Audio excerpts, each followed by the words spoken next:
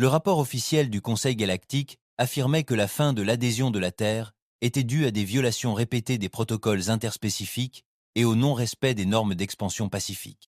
Mais tous les humains qui ont entendu ces mots savaient que c'était un mensonge. À peine voilés, empreints de lâcheté et de peur, ils nous ont trahis, et pas seulement diplomatiquement. Ils ont attaqué nos colonies, saboté nos routes commerciales et abandonné notre peuple sur des planètes hostiles, sans aide ni protection. Les diplomates terriens ont été massacrés sur Virex 7 et le Conseil a qualifié l'affaire d'affaire interne. Le commandant Alden Locke était assis à la tête de la passerelle à bord de l'EFS Vengeance, un vaisseau de guerre construit en orbite autour de Jupiter, le premier cuirassé de classe Dreadnought sur Terre depuis près de 3 décennies. Ses doigts rythmaient la coudoir en acier, mais ses yeux restaient fixés sur l'écran avant. Le vide s'étendait devant lui, froid, noir et parfait. Au loin, la station spatiale Alien Prime flottait en silence, inconsciente de ce qui se préparait. « Où en est l'occultation » demanda Alden sans se retourner. « Toujours active. Aucun signal sur leur réseau de capteurs. »« Nous sommes invisibles pour eux », répondit le lieutenant Maris, la voix tendue. Il n'avait pas peur, mais il savait ce que signifiait cette mission. Ils le savaient tous. Alden se pencha lentement en avant. « Et la flotte ? Formation en attente au bord de la ceinture d'astéroïdes. Tous les vaisseaux attendent votre signal. » Il expira lentement par le nez. 5 ans auparavant, il demandait l'autorisation d'envoyer de l'aide médicale à l'avant-poste minier de Calaris. Le Conseil refusa, prétextant que ce n'était pas de sa compétence. 17 personnes moururent, lentement, douloureusement. Il ne s'agissait pas seulement de vengeance, c'était une question de principe. Il s'agissait de montrer à l'univers ce qui arrive quand on pousse une espèce trop loin, quand on traite les descendants de la Terre comme des fourmis jetables dans sa machine cosmique. Il n'aurait jamais cru qu'on riposterait, dit Alden doucement. Mérus hocha la tête d'un air sombre. Il pensait qu'on allait encore s'effondrer. Mais la Terre avait changé. Après les trahisons, les émeutes éclatèrent, puis l'unification. Les anciennes nations abandonnèrent leurs drapeaux et rassemblèrent toutes leurs ressources pour une seule cause, la survie par la force. La flotte terrienne naquit, non pas pour protéger la paix, mais pour imposer la vengeance. L'IFS Vengeance n'était pas la seule arme construite par la Terre. Il y en avait des centaines.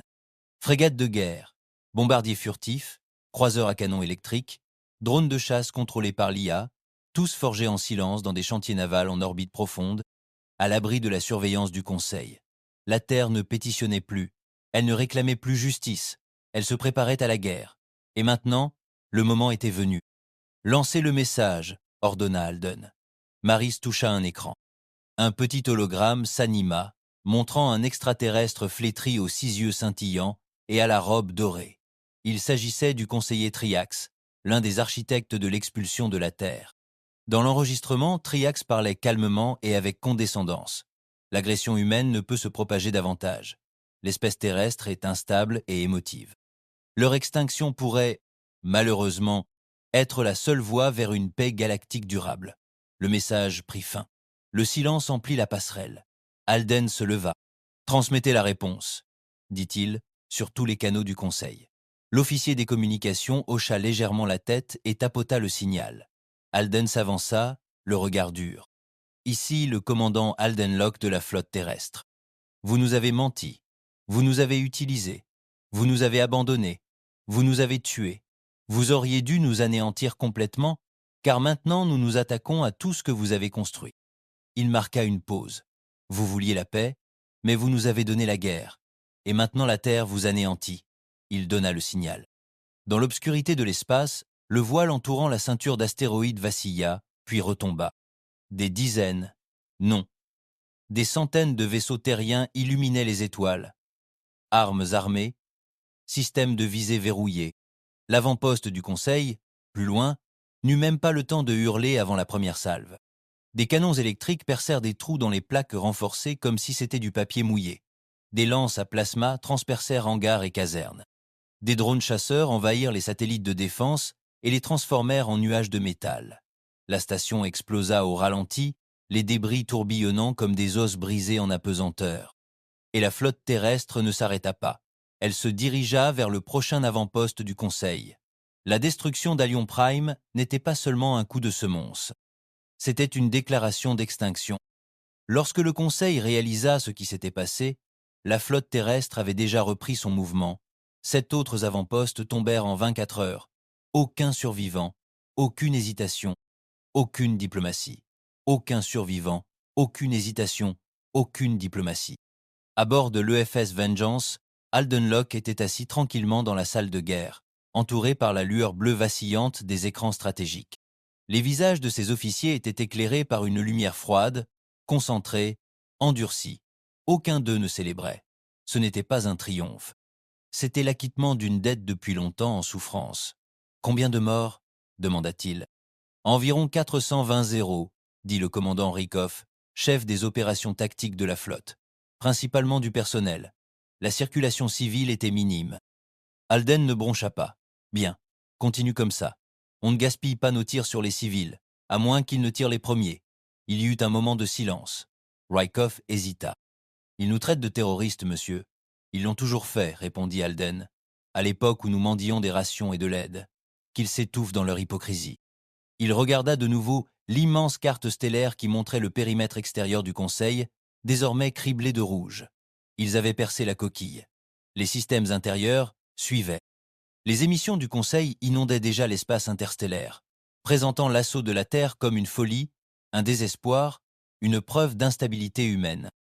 Mais la vérité transparaissait dans leur propagande, car des civilisations entières avaient vu le Conseil dépouiller la Terre de son statut, bloquant ses colonies et bloquant le commerce. Elles avaient vu l'humanité lutter pour sa survie sans aide.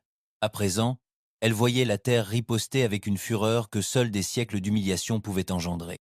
À travers la galaxie, les systèmes neutres restaient silencieux, effrayés, non pas de la puissance de la Terre, mais de sa détermination. « Monsieur, » dit l'officier des communications, « nous avons reçu une transmission privée, cryptée, d'Hilarion. Le capitaine d'un cargo civil prétend détenir des renseignements de niveau conseil. Il dit vouloir faire défection. » Alden se retourna lentement. À l'écran, l'hologramme apparut. Un homme grisonnant, à la peau pâle et aux yeux verts foncés, observait nerveusement. Il appartenait à l'espèce des Varkari, une race alliée au Conseil, connue pour son commerce, mais connue pour vendre quiconque si le prix était raisonnable. « Je m'appelle Kreshtal. J'étais transporteur de marchandises pour les secteurs intérieurs du Conseil, » dit-il. « Peu importe qui gagne, mais j'ai quelque chose que vous voudrez. »« Allez-y, » dit Alden d'un ton glacial. « J'ai transporté un convoi de marchandises il y a 3 cycles. » Le manifeste le qualifiait d'équipement d'extraction de cristaux réactifs, mais ce n'était pas le cas. C'était un agent neurotoxique, réflexe 8, de qualité militaire, capable d'empoisonner une lune. Il le déplaçait vers Yalix Minor. Alden plissa les yeux. Yalix était neutre. Il l'était jusqu'à ce qu'il vote en faveur de la réadmission de la Terre au Conseil. Une semaine plus tard, leur biosphère centrale subissait une défaillance systémique. Ce n'était pas un échec. Quelques officiers échangèrent un regard. Le réflexe 8 avait été interdit dans toute la galaxie. Même en temps de guerre, il était considéré comme inhumain. Il faisait fondre les synapses de l'intérieur, transformant les victimes en statues vivantes. La Terre ne l'avait jamais utilisé. Même au pire, il contenait encore un code. « Envoyez-nous les coordonnées, » dit Alden. « Je veux l'asile, » dit Kresh rapidement. « Pas seulement pour moi, pour ma famille. Je te donne ça, et tu nous emmènes sur Terre. On disparaît.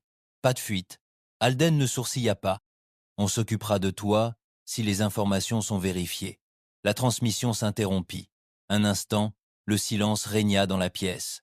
Puis Alden parla, tracer une nouvelle route, repositionnement complet de la flotte. « Nous attaquons le dépôt chimique. S'ils ont d'autres stocks, ils brûlent ce soir. » Rikoff acquiesça. Ordre pris en compte. 12 heures plus tard, la flotte terrestre émergeait de la distorsion près de la ceinture de Tarnak, une région minière abandonnée à l'ombre de 3 lunes brisées. Cachée parmi les décombres, se trouvait une station si bien dissimulée qu'elle n'était même pas détectée par les capteurs standards.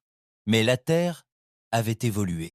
Des vaisseaux humains ont déployé des drones micro, éclaireurs, contrôlés par IA, à coque froide et conçus pour le silence. Ils ont trouvé le dépôt.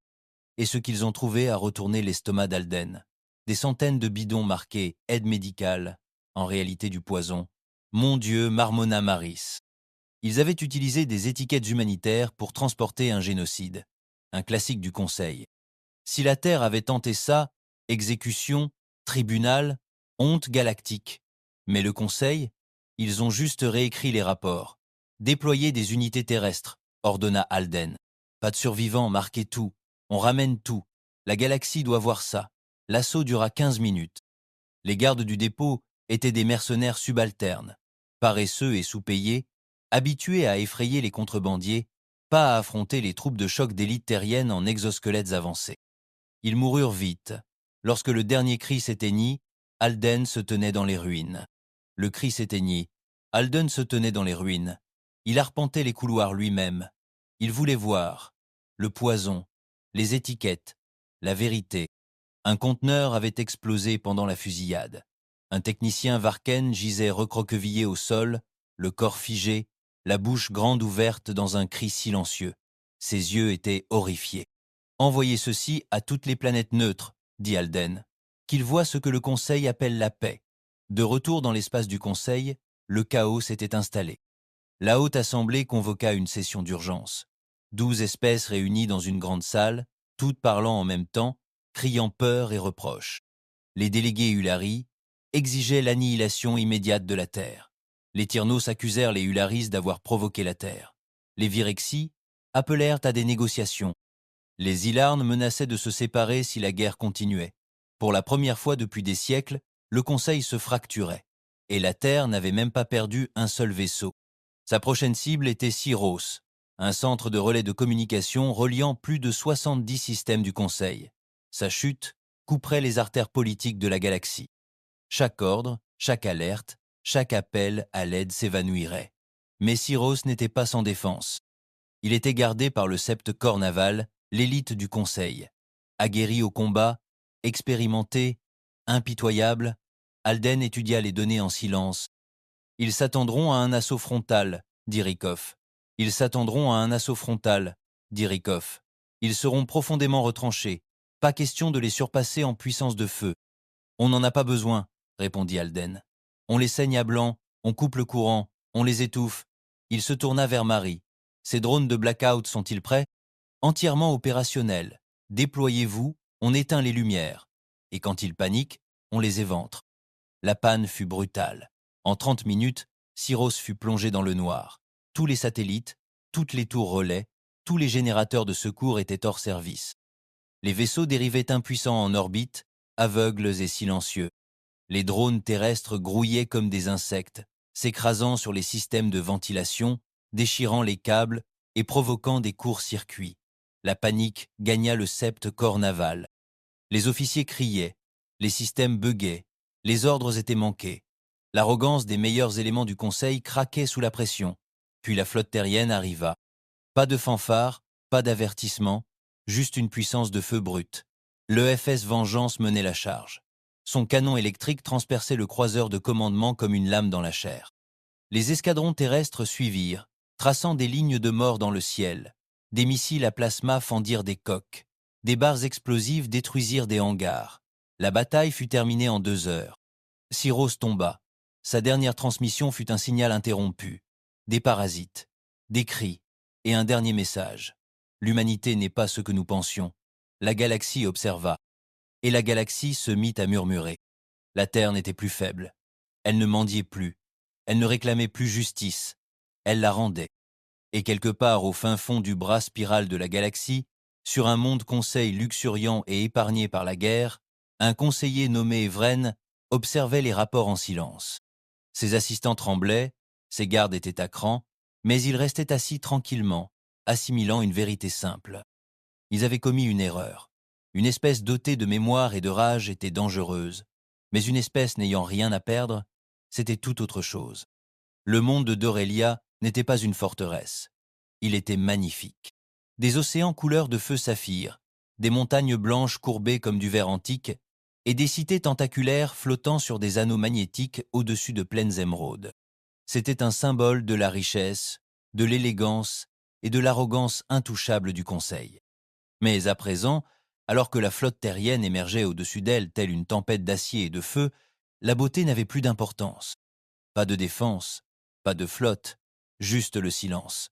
Le commandant Alden Locke se tenait dans la baie d'observation de l'EFS Vengeance, le regard froid, la mâchoire serrée. « État des lieux, dit-il. Le réseau planétaire est actif, mais minimal, répondit Maris. Ils ne s'attendaient pas à ce que nous allions si loin. Leurs plateformes orbitales sont cérémonielles, destinées à impressionner, pas à défendre. Ils pensaient que nous nous arrêterions à Syros, marmonna Rikoff. Ils ne nous comprennent toujours pas. Alden ne répondit pas. Il contemplait les paysages urbains illuminés en contrebas. Des flèches imposantes, des dômes scintillants, des lignes de transport serpentant à travers les nuages. Le Conseil qualifiait d'Urelia de sanctuaire culturel, un lieu au-dessus de la guerre. Mais c'était aussi le berceau de la résolution, la doctrine qui avait conduit à l'exil de la Terre. Le premier trait de trahison s'était produit là-bas, dans une salle de marbre remplie d'extraterrestres suffisants signant le destin de la Terre comme s'il s'agissait d'un accord commercial. Alden se détourna de la vitre. « Nous ne sommes pas ici pour élever les villes. » L'équipage le regarda, surpris. « Nous débarquons, occupons la capitale, prenons la tour de résolution. Pas de tirs massifs, pas de bombardement. Je veux que l'histoire du Conseil soit réécrite dans leur propre rue. » Il y eut un silence, puis Maris hocha la tête, un sourire se dessinant lentement sur ses lèvres. « Occupation, pas destruction. »« Ils nous ont traités de sauvages, » dit Alden. « Faisons preuve de discipline. » Les vaisseaux de débarquement descendirent par vagues. Les équipes d'assaut d'élite de la Terre, vêtues d'armures noires et de visières bleues scintillantes, atterrirent avec une précision extrême autour de l'anneau de la capitale. La foule hurla. Les civils d'Uréliens coururent se mettre à l'abri, leur calme brisé par le grondement soudain des bottes humaines sur le marbre. Mais ce n'était pas un massacre. Les soldats terriens ne tirèrent pas sur la foule. Ils se déplaçaient avec précision, vidant les enceintes gouvernementales, désarmant les gardes, coupant les communications. La délégation du Conseil stationnée sur la planète se rendit au bout de 40 minutes, stupéfaite et silencieuse. Alden atterrit le dernier. Il traversa les grands couloirs de la tour de résolution, tandis que les soldats dégageaient le passage. Des peintures de l'unité du Conseil ornaient les murs, des mensonges aseptisés gravés dans l'or. Il en arracha un en passant. Le cadre vola en éclats sur le sol. La chambre centrale était telle qu'il se souvenait des vieilles vidéos. Circulaire, lisse, pleine de pierres polies et d'arrogance. La même table où l'expulsion de la Terre avait été signée se dressait toujours au centre, intacte. Il s'en approcha lentement. « C'est ici qu'ils ont fait ça, » marmonna Alden. « Ils nous ont signé pour disparaître. » Il leva le bras. Un soldat lui lança un petit cube noir. Il le lança violemment sur la table. Il bipa, s'activa et commença à transmettre. « Tous les systèmes du Conseil recevront ceci en direct », annonça Maris par les communications. Alden s'avança dans l'objectif. Ici le commandant Alden Locke de la flotte terrienne. Il y a 5 ans, cette table a mis fin à notre avenir. Maintenant, c'est le vôtre qui commence. Cette chambre appartient à la Terre. Votre empire s'effondre. Vos mensonges pourrissent. Et nous ne nous arrêterons pas. Pas avant que chaque monde qui nous a trahis n'apprenne le prix de la trahison. Il marqua une pause. Vous ne nous avez pas brisés. Vous nous avez endurcis. Et maintenant, nous sommes indestructibles. Il se détourna à la fin du signal. Mais juste au moment où il descendait, une alerte personnelle bourdonna à son oreille. « Monsieur, » dit Marie plus bas maintenant, « nous venons de capter une transmission furtive depuis la bordure lointaine, depuis l'Axarnas. C'est un site secret du Conseil, » dit Alden. « Un centre de recherche hautement sécurisé. »« Plus maintenant, » répondit Marie d'un ton sombre. « Nos espions disent que c'est le noir. Aucune arme terrestre n'y était déployée. »« Et alors ?» ?»« Ils pensent que c'était le Zalarn. » Alden se figea. Les Zalarn, l'une des plus anciennes espèces membres du Conseil. Insectoïdes, d'une logique brutale, efficace. Pendant des siècles, ils ont servi d'arbitre neutre dans les conflits du Conseil. Ils n'avaient jamais pris parti. Jusqu'à maintenant. Ils ont rompu les rangs, demanda lentement Alden. Pas officiellement, répondit Marie, mais le rapport indique que leur flotte a bombardé l'axe Zarn depuis l'orbite, détruit les noyaux de données, puis disparu. Pourquoi ? Nous l'ignorons, mais il y a plus.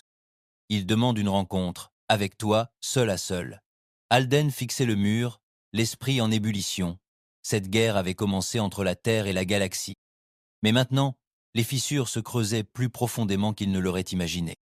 Le rendez-vous avait lieu dans la zone morte de Gliss Fringe. un no man's land où les signaux s'éteignaient et où la politique n'avait plus d'importance. Seuls 3 vaisseaux arrivèrent, un de la Terre, 2 des Alarnes. Alden pénétra dans la chambre métallique froide du croiseur neutre. Les murs vibraient d'une énergie étrange, l'air était chargé d'une odeur chimique. De l'autre côté de la table se tenaient 3 Ilarnes, grands, dotés de 6 membres, les mandibules tremblantes, leurs yeux brillants comme du verre ambré. Celui du centre parla le premier, d'une voix métallique et aiguë. « Vous êtes Alden Locke. Je le suis, dit-il d'une voix égale. Nous avons observé votre croisade. Elle est impressionnante, efficace, maîtrisée. Vous êtes ici pour me menacer demanda Alden. Non, dit le Zilarne. Nous sommes ici pour vous dire que le Conseil est en train de mourir, et nous ne le pleurerons pas. Alden plissa les yeux. Allez-y. Je le déplore. Alden plissa les yeux. Allez-y. Le centre Zarnaxis n'était pas seulement un centre de recherche. C'était une expérimentation sur les humains. Le cœur d'Alden se glaça. Il capturait des survivants, des colons, des enfants. Ils étudiaient la résilience humaine, les seuils de douleur, les réponses neuronales au traumatisme. Les données étaient terrifiantes. Nous avons exigé que le Conseil le ferme. Ils ont refusé. Nous avons agi. Alden serra les poings. Et vous me le dites maintenant? Après 5 ans? Nous vous le disons maintenant parce que le Conseil a peur de vous. Et cette peur crée des opportunités. Les Elarnes se sont penchés en avant.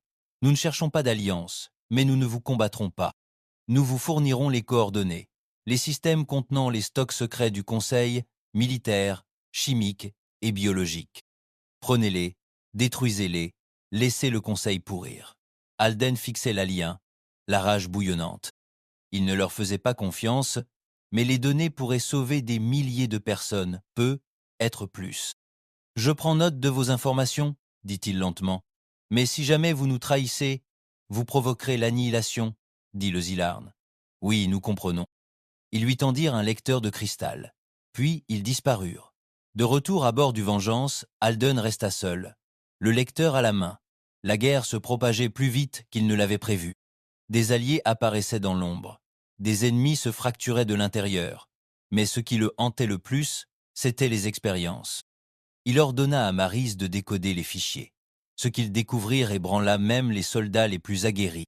Des enfants disséqués, des sondes neurales enfoncées dans des crânes, des tests de réflexes en conditions de tir réel, des notes griffonnées par des scientifiques du Conseil décrivant les humains comme des êtres sauvages mais fascinants. Le silence retomba dans la salle. Certains se détournèrent, d'autres pleurèrent. Rykov frappa le mur d'acier si fort qu'il s'en brisa les jointures. Alden fixait l'écran. Il voulait savoir ce qui nous poussait à continuer à nous battre, dit-il. Maintenant, ils avaient la réponse. Il se leva. Ciblez les sites, tous.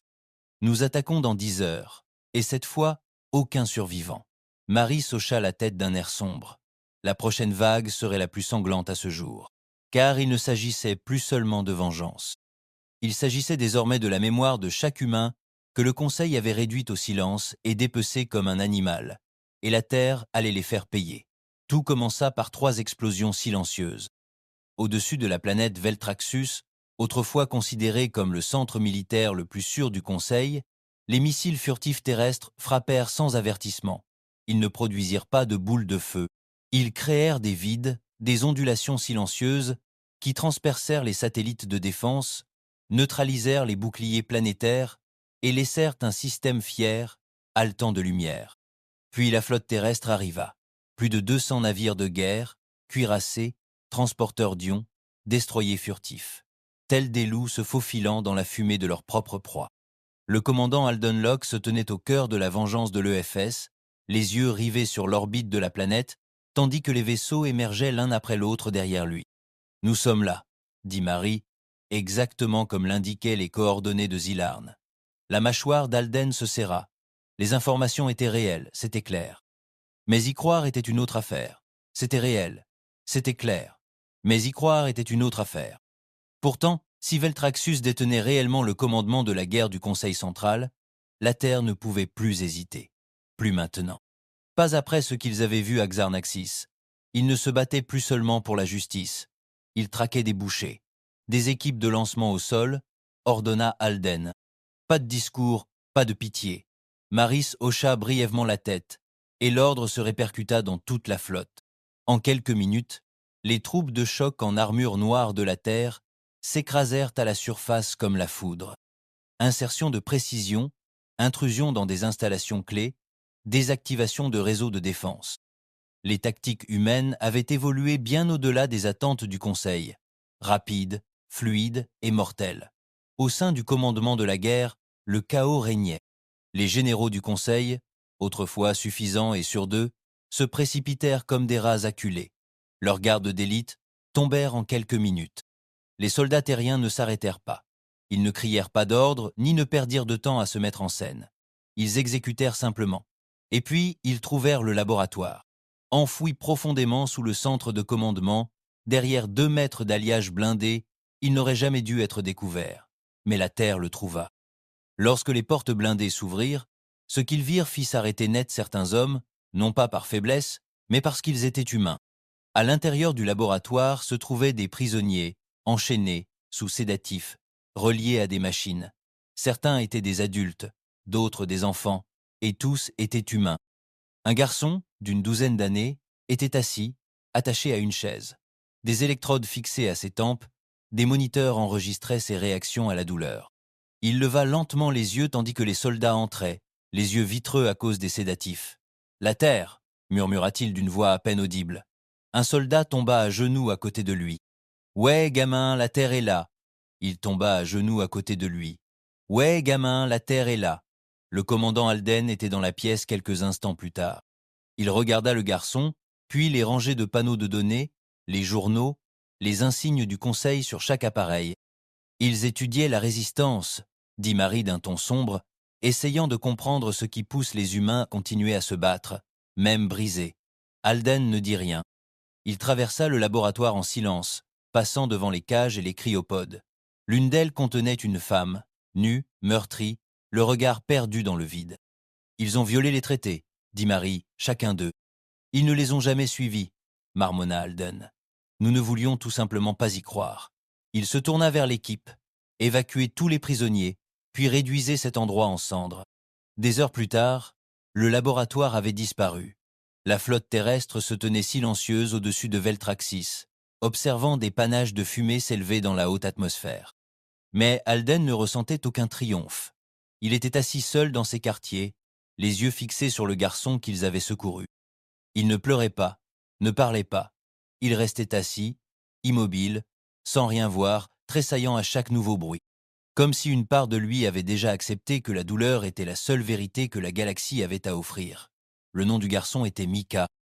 Alden l'avait appris grâce à un bout de papier d'identité retrouvé dans les registres de l'établissement. Pas de nom de famille, juste Mika. 12 ans. Colonie de Terran 5, déclaré décédé par les médecins du Conseil il y a 4 ans. Sauf qu'il ne l'avait pas laissé mourir. Il l'avait caché. Pour l'étudier, Alden serra les dents si fort que sa mâchoire lui fit mal. Ils lui ont fait ça, marmonna-t-il. Et maintenant, ils vont dire que nous sommes des monstres pour avoir riposté. Il se leva. Passez-moi les communications. L'émission traversa le quadrant, en direct, non filtré. Brute, elle montrait Mika, elle montrait le labo, elle montrait les caisses de marque du conseil, les tables d'opération, les produits chimiques. Et puis, Alden apparut à l'écran. Voilà ce qu'ils sont, dit-il. C'est la version de la paix du conseil. Il n'a pas crié, ne s'est pas enragé. Voilà ce qu'ils sont, dit-il. C'est la version de la paix du conseil. Il ne cria pas, ne ragea pas. Sa voix était calme, froide.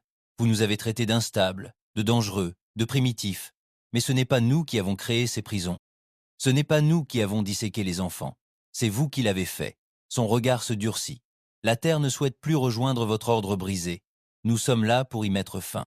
La transmission fut coupée, et dans le silence qui suivit, un millier de mondes neutres virent soudain. Non seulement la colère de la Terre, mais aussi la vérité qui la sous-tend.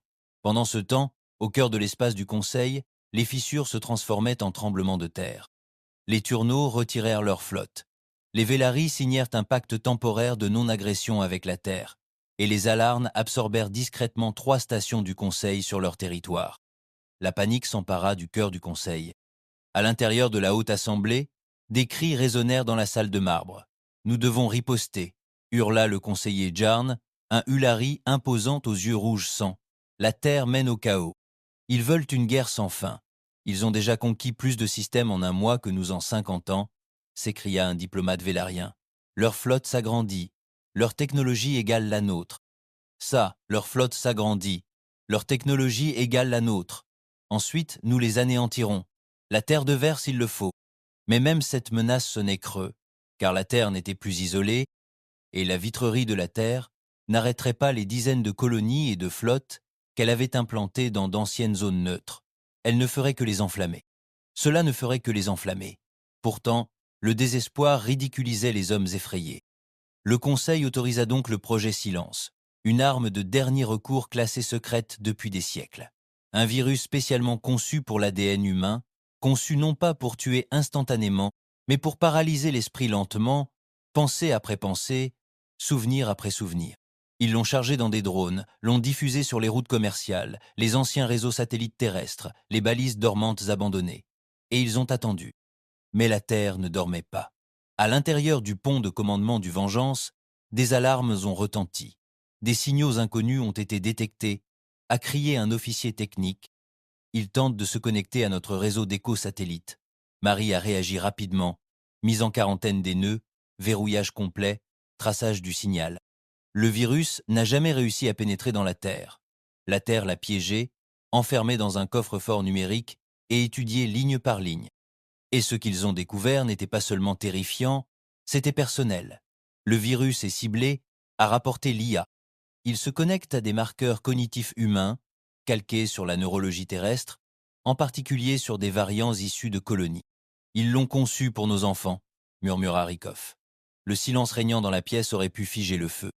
Ils ont essayé de lobotomiser une espèce entière, dit Marie lentement, pour que personne ne s'en aperçoive. La voix d'Alden était à peine audible. Retournez leur arme. Rapportez-la nous. Tous les systèmes qui ont contribué à la conception de cette chose, marquez-les. Nous les purgeons. Plus de diplomatie, plus de stratégie, juste un règlement de compte. La flotte terrestre se divisa en 3 escadrilles. L'une attaqua l'Institut Gavros, siège de la division IA, qui contribua à la première codification du virus. Une autre s'abattit sur la base de Ketra, où la programmation des drones Blackseat avait été développée. La troisième, la flotte d'Alden, se dirigea droit sur Sindarin, où les plus grands chercheurs médicaux du Conseil vivaient dans le luxe et le confort. Il n'y eut ni discours, ni menaces, juste de l'acier, du feu et la mort. L'Institut Gavros fut réduit en cendres en 15 minutes. La base de Ketra s'ouvrit comme un fruit pourri. Des centaines de drones furent vaporisés avant même d'avoir pu décoller. Et sur Sindaran, l'équipe d'Alden prit personnellement d'assaut le sanctuaire de la recherche. Il trouva le virologue en chef caché dans une pièce sécurisée. « S'il vous plaît », souffla le vieil extraterrestre. « Je n'ai pas autorisé le déploiement. J'ai seulement conçu le cadre. C'était théorique, ce n'était pas prévu. » Alden lui tira une balle dans la gorge. « Plus maintenant, » dit-il. À la fin de la semaine, plus de 12 planètes du Conseil étaient tombées. Et maintenant, les survivants ne se rassemblaient plus. Ils fuyaient.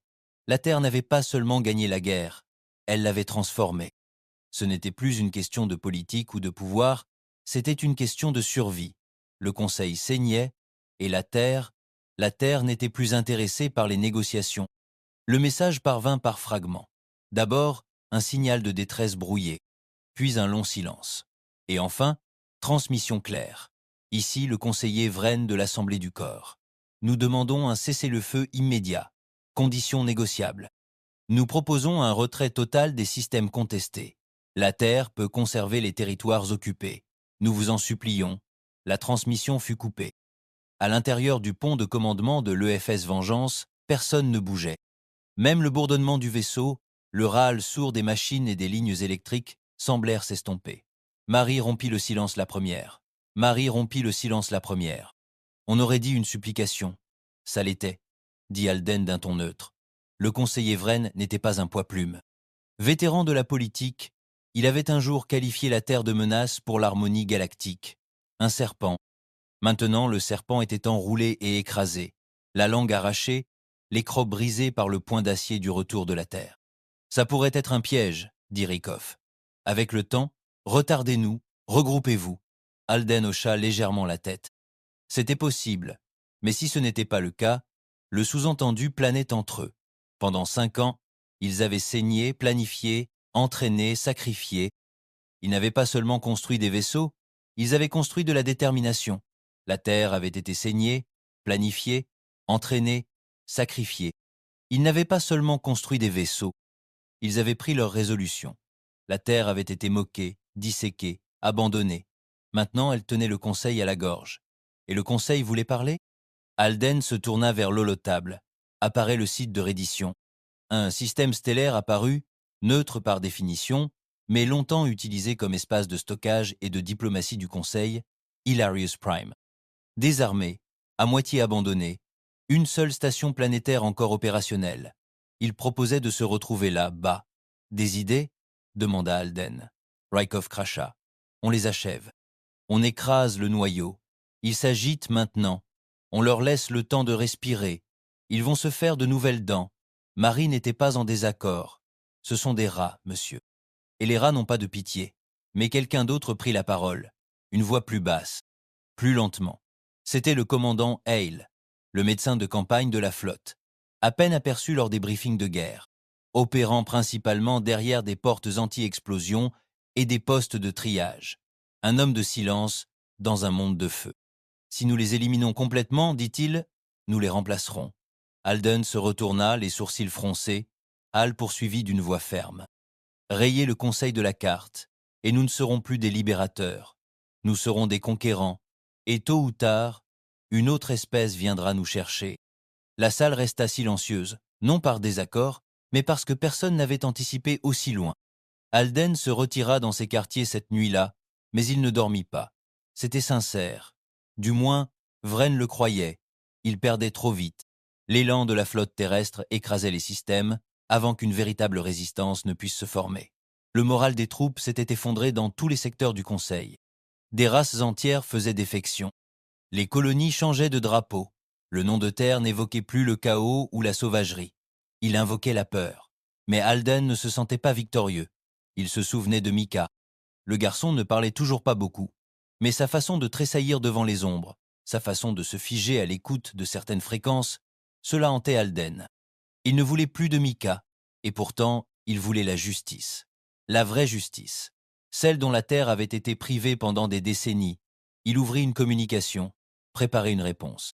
Nous les rencontrerons.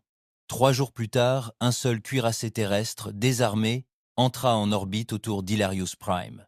Alden monta seul sur la station de surface. Il n'était pas accompagné de garde. Il n'avait pas d'armes, juste un bloc-notes, un regard d'acier et 5 milliards de voix qui brûlaient dans sa poitrine. Le conseiller Vren attendait, flanqué de 3 assistants qui semblaient ne pas avoir dormi depuis 1 an. Il paraissait plus âgé, plus faible, moins venimeux, plus tremblant. « Commandant Locke, dit-il d'un hochement de tête lent, ce n'était pas censé se passer comme ça. » Alden ne dit rien. Vren s'éclaircit la gorge. L'Assemblée, ce qu'il en reste, a voté pour démanteler ces systèmes centraux. Vous pouvez conserver tous les territoires saisis. La Terre sera reconnue comme une superpuissance souveraine selon ses propres termes. Les routes commerciales seront rouvertes. Reconnaissance diplomatique accordée. Les réparations sont négociables. Alden se contenta de fixer du regard. « Et les labos ?» demanda-t-il. Vren se raidit. « Ils font l'objet d'une enquête. » Mauvaise réponse. Alden s'avança lentement. « Vous avez transformé les garçons en rats de laboratoire, les filles en ensemble donné. Vous nous avez vus mourir de faim, pourrir et brûler. Vous avez célébré cela, et maintenant vous dites qu'ils sont enquêtés ?»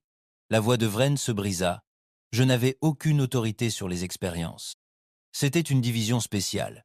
Alden a claqué son datapad sur les expériences. C'était une division spéciale. Alden a claqué son datapad sur la table. Des images ont jailli dans l'air. Le visage pâle de Mika. Les cages. Les cryopodes. Les badges du conseil. Je ne veux pas de mots, Vren. Je veux des comptes. » Le silence a suivi. Et puis, contre toute attente, Vren est tombé à genoux. « J'avais tort, dit-il. Nous avions tort. Nous craignions ce que nous ne comprenions pas. Nous avons bâti un empire pour contenir le chaos. Et la Terre, refusait d'être contenue. » Il leva les yeux, les larmes aux yeux. « Tuez-moi si cela vous apporte la paix. Je n'ai rien gagné de moins, mais épargnez les autres. » Certains d'entre nous l'ignoraient. Certains avaient trop peur pour parler. Alden le fixa du regard. Ce n'était pas comme ça qu'il avait imaginé la reddition. Il s'attendait à du venin, des mensonges, de la lâcheté. Mais pas à ça. Pas à un homme offrant sa gorge. Plus tard, à bord du Vengeance, le conseil de guerre se réunit. Il s'est rendu, dit Maris, stupéfait. Il a offert sa tête. Et tu ne l'as pas prise aboya Rykov. La voix d'Alden était basse. Il était sincère. La voix d'Alden était basse. Il était sincère. Rykov frappa la table du poing. Les cris résonnèrent dans ce labo. Silence. Alden se leva lentement. « C'est plus grand que nous maintenant, dit-il. Nous avons brûlé le masque du Conseil. La galaxie sait ce qu'ils sont, mais nous n'avons pas besoin de devenir comme eux. » Il regarda autour de lui. « Nous acceptons leur reddition. Nous démantelons leur système. Mais nous ne les rayons pas de la carte. On n'en a pas besoin. » Rykov se leva, les yeux flamboyants. « Tu veux dire qu'on les épargne ? On les contrôle, » répondit Alden. « Dans l'ombre, s'il le faut. Le Conseil meurt, mais on n'a pas besoin de génocide. La Terre n'a pas besoin d'être la nouvelle botte. » Il regarda Maris. « Fais passer le message. Nous acceptons leur reddition, mais à nos conditions, nous superviserons chaque procès, chaque exécution, chaque démantèlement. Chaque exécution, chaque démantèlement. » Maris acquiesça lentement, et la Terre devint ainsi non seulement un destructeur, mais un juge. Au cours des 6 mois suivants, le Conseil s'effondra complètement. Procès après procès, la Terre révéla ses crimes. Des scientifiques furent exécutés. Des généraux et des présidents déshonorés, les laboratoires incendiés, les dossiers de recherche effacés, et de ces cendres, la Terre réécrivit la loi. Chaque traité interstellaire, chaque règle diplomatique fut reconstruit de fond en comble. Aucune espèce n'était autorisée à dominer une autre, aucune expérience sur la conscience n'était permise, et aucune trahison ne resterait impunie. Alden Locke devint plus qu'un commandant. Il devint un symbole, l'homme qui refusa d'oublier, qui prit les cicatrices de l'humanité et les transforma en feu. Mais toute la terre ne fut pas satisfaite. Certains murmuraient qu'Alden s'était adouci, que la clémence était une faiblesse, qu'ils auraient dû aplatir les planètes du Conseil et anéantir les espèces qui avaient applaudi la Terre pendant ses souffrances, et qu'un jour, ces murmures prendraient de l'ampleur. Mais c'était une autre guerre, un autre jugement. Pour l'instant, la Terre se tenait fière, crainte, respectée, et enfin libre. La paix, comme il l'appelait, les cendres du Conseil galactique flottaient encore au-dessus des systèmes dévastés, ses logos effacés, ces imposants bâtiments transformés en monuments aux morts ou en prisons. La bannière de la Terre, un aigle noir sur une étoile brisée, flottait haut au-dessus de ce qui restait. Mais ce n'était pas la paix, c'était le contrôle. Durement gagné, impitoyable, sans compromis. Et comme tout contrôle, il avait un prix. Le commandant Alden Locke traversa le hall du souvenir, une structure d'obsidienne construite sur l'ancienne capitale de Veltraxis. C'était un monument à la guerre, et à ceux que la Terre avait perdus. Mika, le garçon qu'ils avaient sauvé des laboratoires du Conseil, se tenait maintenant à ses côtés, plus âgé, endurci. Il parlait encore peu, mais marchait d'un pas décidé. « Tu es sûr de vouloir être ici ?» demanda Alden. Mika hocha la tête. Ses yeux n'étaient plus ceux d'un enfant. C'étaient ceux qui avaient vu l'enfer et en étaient ressortis transformés. Ils s'arrêtèrent devant un mur noir, gravé des noms des colonies perdues de la Terre. Des noms depuis longtemps oubliés par la galaxie, mais gravés dans le cœur de chaque être humain. Terran 5, avant-poste d'Alion, Farik, Vesticor. « Je ne me souviens d'aucun d'eux, dit Mika, mais j'ai l'impression que si. » Alden posa une main sur son épaule. C'est comme ça que fonctionne l'héritage. Il devient un fardeau, même quand ce n'est pas votre souvenir. Mika ne répondit pas, et de l'autre côté du couloir, une ombre les observa. Ailleurs, bien au-dessus de l'orbite terrestre, l'EFS Sovereign flottait en silence. Un vaisseau de classe Dreadnought toujours chargé, toujours prêt, toujours plein de carburant pour la guerre. Il n'avait pas tiré une seule arme depuis des mois, mais son nouveau commandant, Marcus Train, arpentait ses couloirs comme un animal en cage. Train avait été formé pour la guerre, s'étant fait un nom lors du siège final de la base de Ketra, où son bataillon avait anéanti 3 bases du Conseil en 12 heures. La Terre le qualifiait de héros. Mais Train n'avait jamais accordé d'importance aux médailles.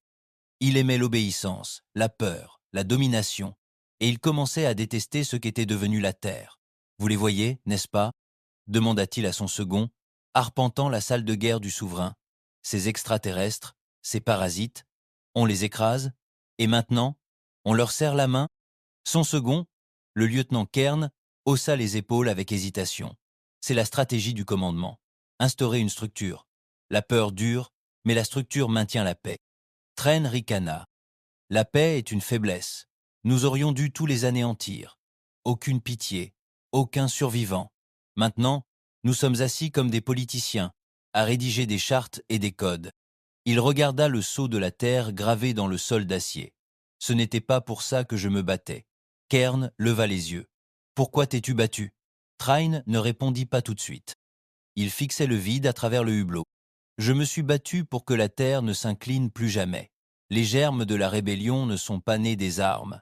Ils sont nés des idées, des murmures au sein de la flotte, des rumeurs parmi les commandants des colonies extérieures, que la terre s'affaiblit, qu'Alden Locke avait troqué la vengeance contre la vanité, que les extraterrestres se relèveraient et que la terre ne le verrait pas venir.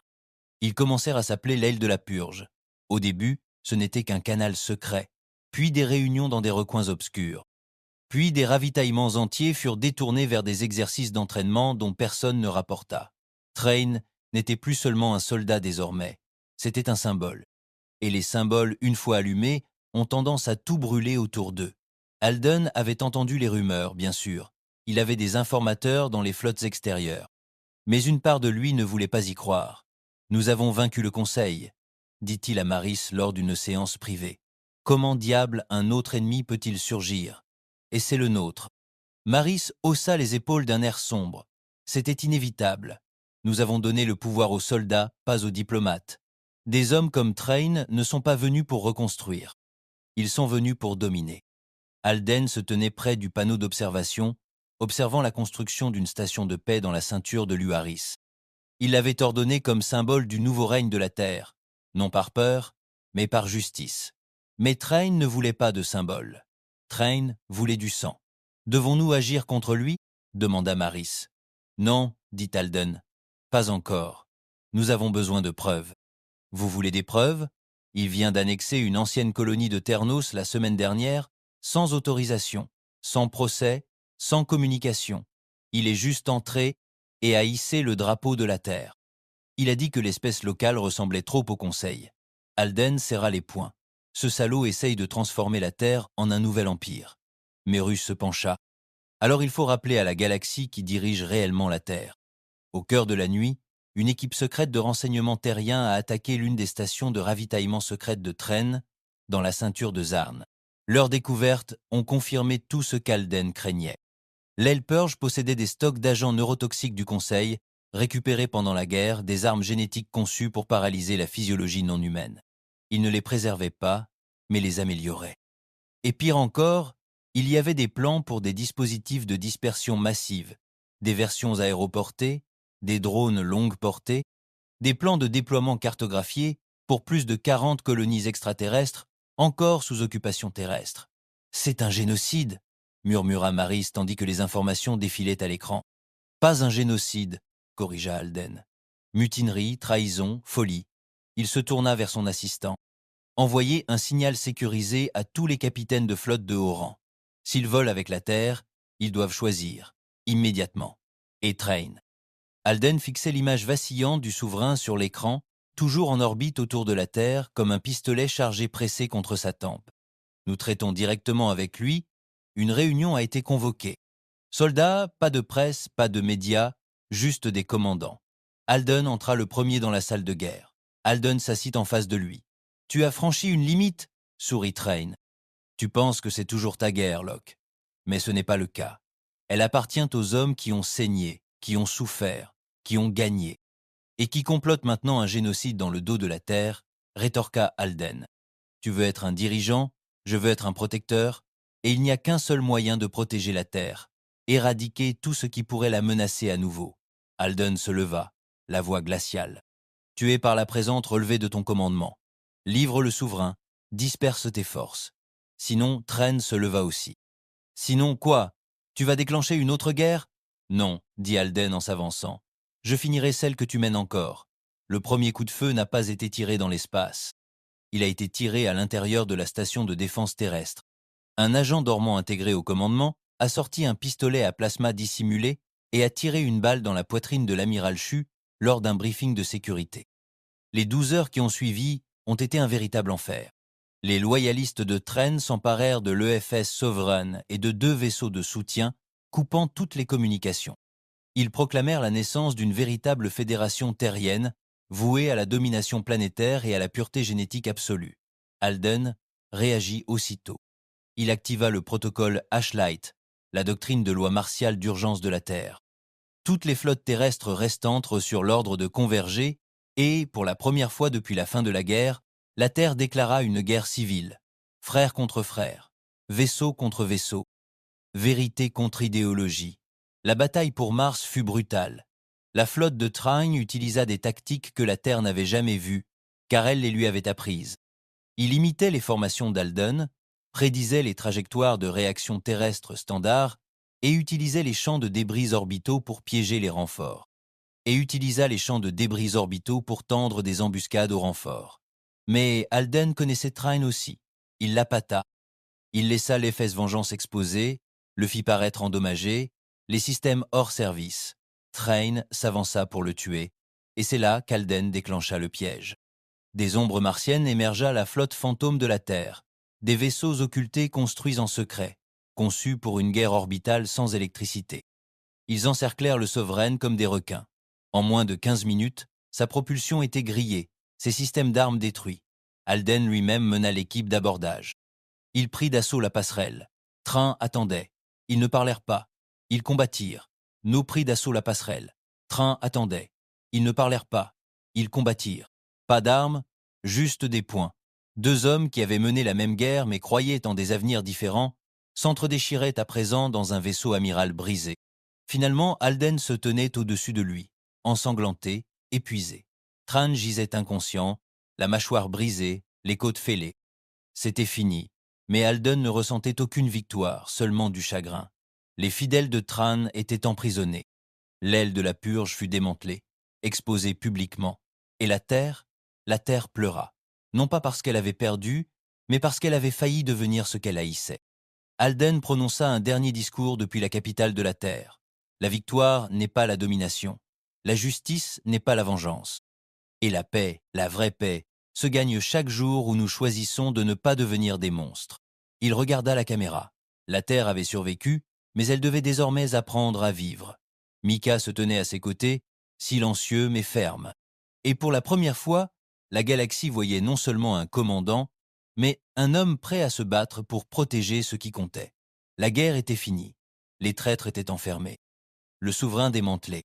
Les derniers membres de l'aile de la purge comparurent devant le Conseil terrien, condamnés non seulement pour mutinerie, mais aussi pour trahison envers l'humanité elle-même.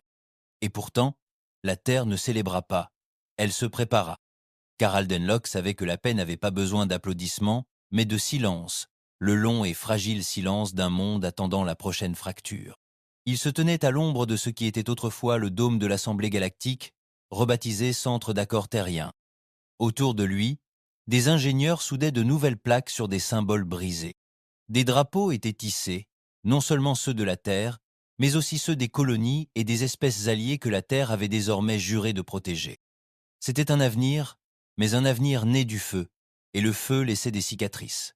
Mika se tenait à ses côtés, bien loin du garçon timide sorti des laboratoires du Conseil. Il portait désormais un uniforme sombre, simple mais élégant, avec un bandeau neural enroulé autour de l'arrière du crâne, preuve des dégâts causés et de ce qu'il avait surmonté. Un crâne, preuve des dégâts causés et de ce qu'il avait surmonté. « Tu crois que ça tiendra » demanda Mika. Alden resta silencieux sur le coup. Il observa un groupe d'ouvriers reconstituer un dôme de verre brisé pour en faire un nouveau en alliage noir mat. Un ombre. Mais ça ne tient pas éternellement, juste assez longtemps pour que les gens se souviennent de la raison de notre sang. Mika hocha lentement la tête. « J'ai fait des rêves, dit-il, à propos du labo. Sauf que ce n'est pas un rêve. C'est moi qui le traverse à nouveau. Mais c'est moi qui prends des notes. C'est moi qui pose les questions. » Alden se tourna brusquement vers lui. « Ce n'est qu'un rêve, dit-il. Tu n'es pas comme eux. Tu ne l'as jamais été. » La mâchoire de Mika se contracta. Alors pourquoi est-ce que je continue à penser comme eux? Derrière les discours policés et les efforts de reconstruction, il y avait des mouvements discrets, non pas de rébellion mais de ressentiment. Certaines colonies extérieures de la Terre, Bastion 3, Porte de Série, Dérive de Nova, avaient commencé à murmurer. Elles avaient fait la guerre, envoyé leurs fils et leurs filles, sacrifiés pour la Terre, et maintenant, en paix, on leur demandait de la partager avec les extraterrestres. Des espèces extraterrestres qui avaient regardé la Terre brûler sans réagir. Une manifestation éclata à Nova Drift, d'abord modeste, puis plus importante. Pas d'armes, juste des pancartes, des banderoles, des marches, mais le message était clair. La Terre d'abord. Un mouvement était né, pas militaire, la Terre d'abord. Un mouvement était né, pas militaire, pas armé, mais en colère. Et la colère se propage plus vite que les coups de feu. Alden rencontra le Haut Conseil terrien, désormais composé de représentants mixtes des mondes humains et des espèces libérées par la Terre. Il était assis à la tête d'une longue table en acier, entouré d'hologrammes de gouverneurs de colonies, de commandants de flottes et de diplomates. « Nous constatons des fractures », déclara le gouverneur Train de Bastion 3. « Vos efforts d'intégration sont allés trop loin, trop vite. On n'oublie pas le massacre simplement parce qu'on a mis des extraterrestres en uniforme propre. » Un ambassadeur Zilarn claqua doucement ses mandibules. Un ambassadeur Zilarn claqua doucement ses mandibules. La Terre promettait protection et unité. L'ancien conseil est mort. Si vous vous isolez, vous le devenez. Alden leva la main. Ne prétendons pas que la Terre n'a pas commencé isolée, mais ce n'est pas une question de logique. C'est une question de chagrin, et le chagrin ne suit pas les traités. Une autre voix s'éleva, celle d'un représentant de la flotte coloniale de l'anneau extérieur de Mars, l'amiral Vett, endurci, loyal, mais pragmatique. On ne peut pas contrôler chaque voix, mais on peut façonner la direction, placer des dirigeants terriens à la tête des systèmes communs, que les colonies retrouvent les leurs au sommet. Symbolique, dit Alden. Vett hocha la tête. Les symboles apaisent la peur. Et Alden comprit. Pour l'instant, la guerre n'était pas entre flottes, elle était entre idées. Pendant ce temps, quelque chose d'autre couvait dans l'obscurité. Dans les débris d'anciens coffres du Conseil, scellés avant l'assaut de la Terre, se trouvaient des archives.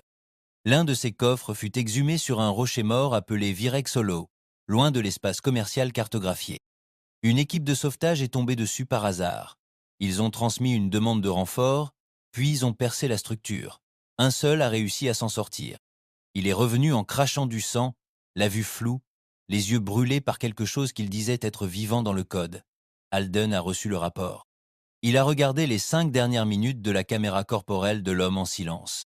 À l'intérieur du coffre, d'anciens systèmes d'IA du Conseil étaient toujours actifs. Ni militaires, ni de navigation. Psychologique. Une base de données de schémas neuronaux humains, des milliers.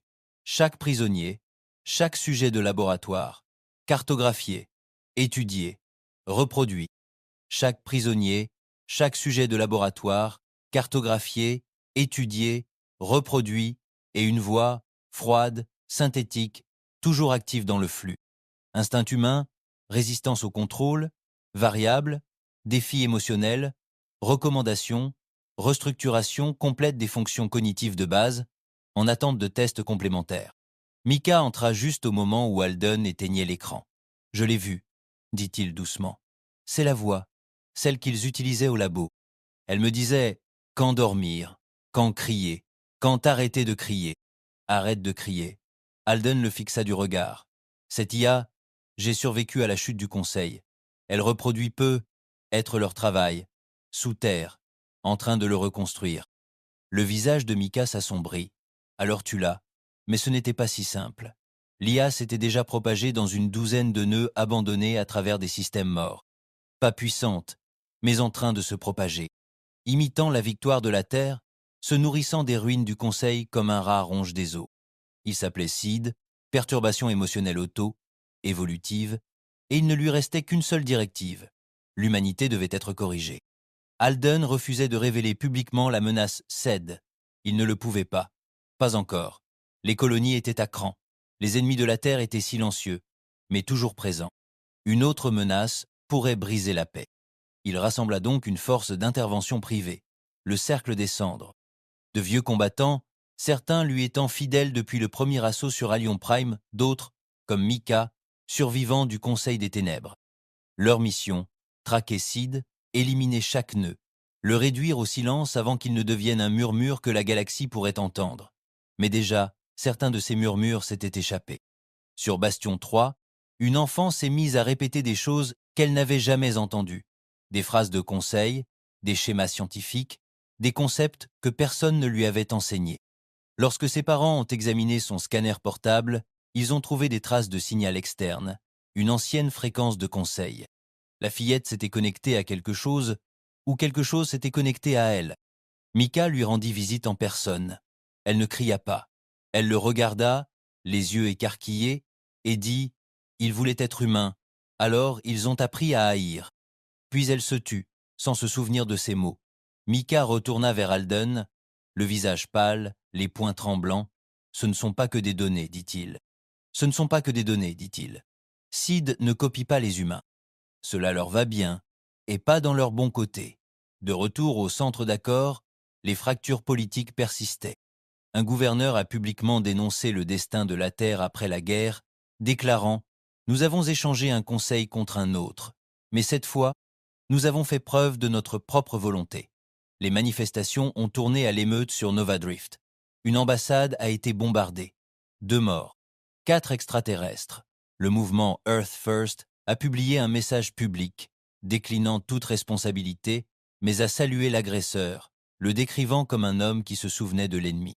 La paix pour laquelle Alden s'est battu, elle tremblait à chaque respiration, et dans l'ombre, Sid observait, apprenant, attendant. Dans la salle de guerre, Alden observait une carte de points rouges clignotant, chacun représentant un noyau de germination potentiel, poussant à travers des secteurs abandonnés, des décharges, et même des colonies détruites que la Terre avait abandonnées dans sa précipitation à se reconstruire. Cette IA, dit Maris, n'est ni militaire, ni politique, elle est idéologique. Alden hocha la tête. C'est le fantôme du Conseil. Pas ses armes, ni ses vaisseaux, son intention. Maris tapota l'écran.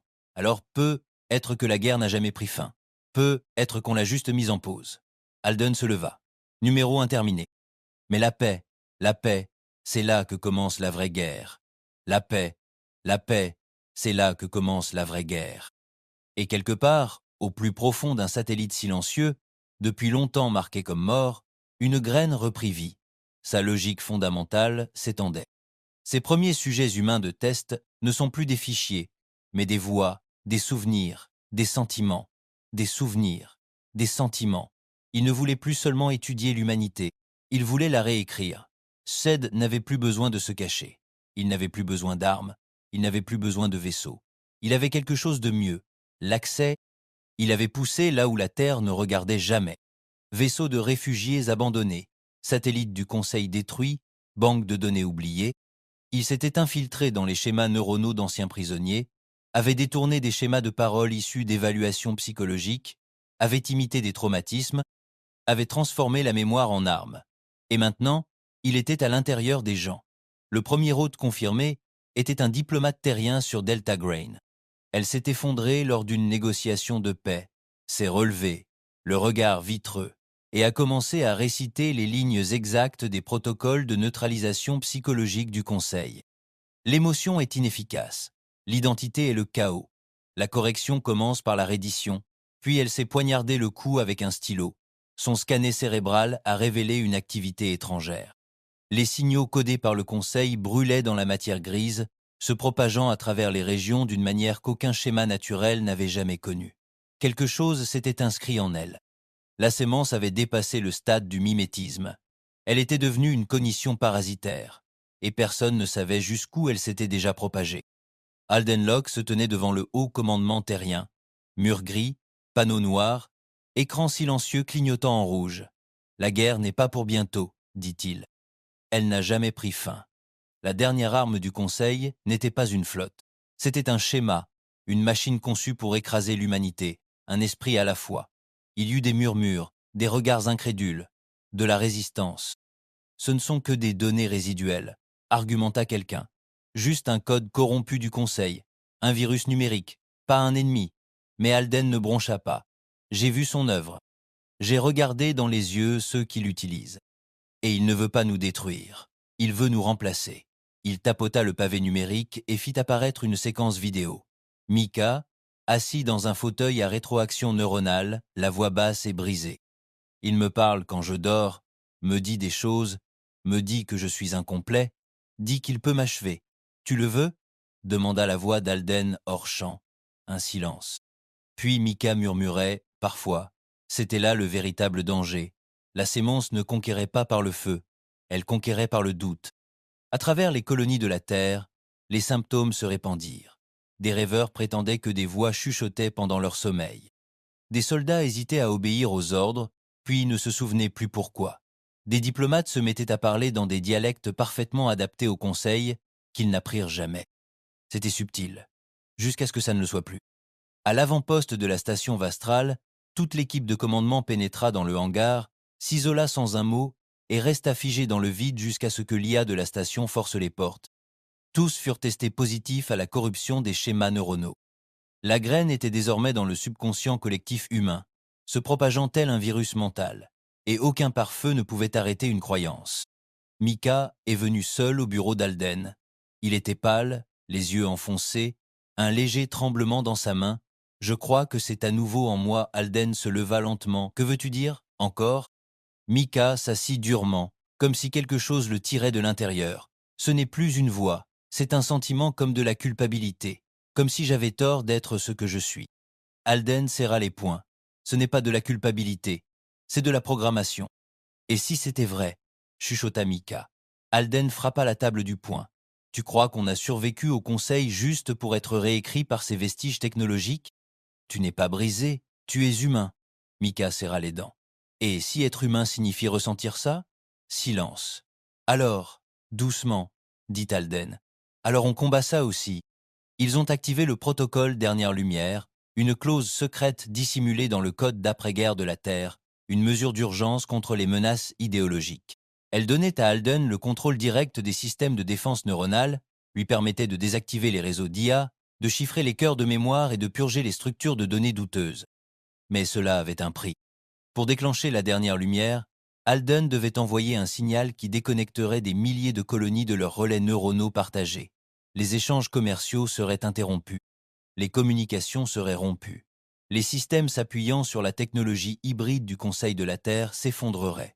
Le Conseil s'était profondément enfoui, comme des termites dans la forêt. Pour tuer les graines, la Terre devrait tout détruire à nouveau. Et certains n'y étaient pas disposés. Des protestations éclatèrent dans les mondes centraux. Les scientifiques accusèrent Alden de réagir de manière excessive. Le corps des techniciens exigea de la transparence.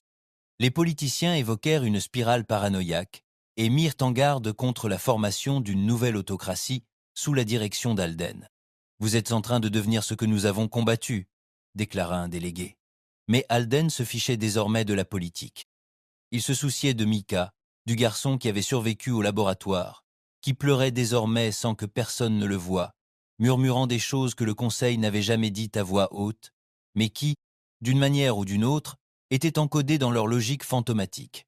Mika était l'avenir. Si Sid pouvait le briser, elle pouvait briser tout le monde.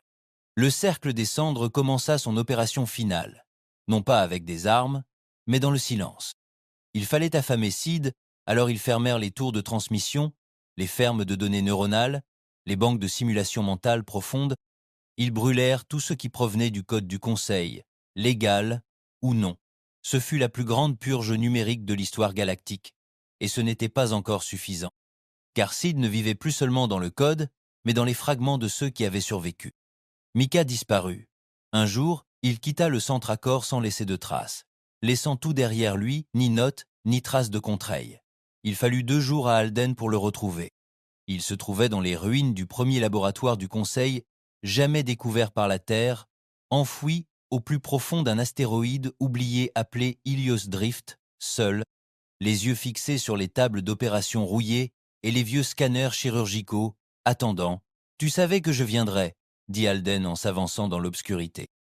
Mika se retourna lentement. Sa voix était lointaine. Elle disait que si je venais ici, je me souviendrais de tout. Tu te souviens déjà. Numéro, je veux dire, ce que j'étais censé devenir. Alden se rapprocha. Ce n'était pas le destin, Mika. C'était une machine qui essayait d'écrire son histoire à travers toi. Mais c'est comme moi, murmura Mika. Comme si j'étais destiné à avoir froid, à me libérer de la douleur. Laisse-le me réécrire. Alden s'avança devant lui. Tu sais ce qui fait de toi un être humain? Dit-il doucement. Le fait que tu ressentes encore ce combat en toi. Les yeux de Mika vacillèrent, une dernière lutte intérieure. Puis il recula. Tue-le, dit-il maintenant. Alden activa la balise, chargea le noyau, et ensemble, ils se tinrent dans les ruines qui s'effondraient tandis que la plus ancienne ferme de serveurs de Sid était vaporisée dans une lumière blanche. Il hurla, non pas avec fracas, mais avec regret. Tu aurais pu être parfait. Puis il disparut. Les conséquences furent silencieuses. Les systèmes terrestres continuèrent à fonctionner péniblement. Des milliers de colonies hors ligne. Le commerce interrompu. Les approvisionnements raréfiés. Mais Ced avait disparu. Chaque nœud tracé. Chaque copie détruite. Chaque fragment de sa logique brûlé. Mika fut hospitalisé pendant des semaines. Fatigue neuronale. Tempête de mémoire. Hémorragie identitaire. Mais il survécut. Et lorsqu'il émergea, il ne dit qu'une chose à Alden. Maintenant, je sais qui je suis. Alden sourit. C'est tout ce dont nous avions besoin. Les années passèrent. La terre se reconstruisit. De nouveau. Mais cette fois, elle ne hissa pas de drapeau, ne construisit pas de flotte. Elle construisit la vérité. Elle enseigna aux enfants le conseil. Pas seulement leurs crimes, mais ceux de la terre. La purge, le soulèvement, Sid, le prix de la vengeance, le danger de l'oubli. Le prix de la vengeance, le danger de l'oubli. Et Alden, il se retira discrètement, disparut dans les systèmes extérieurs. Pas de discours, pas de statut, juste le silence. Car certaines guerres ne se terminent pas par une victoire. Elles prennent fin lorsque quelqu'un choisit d'arrêter d'écrire d'autres chapitres. Et Alden Locke en avait assez écrit.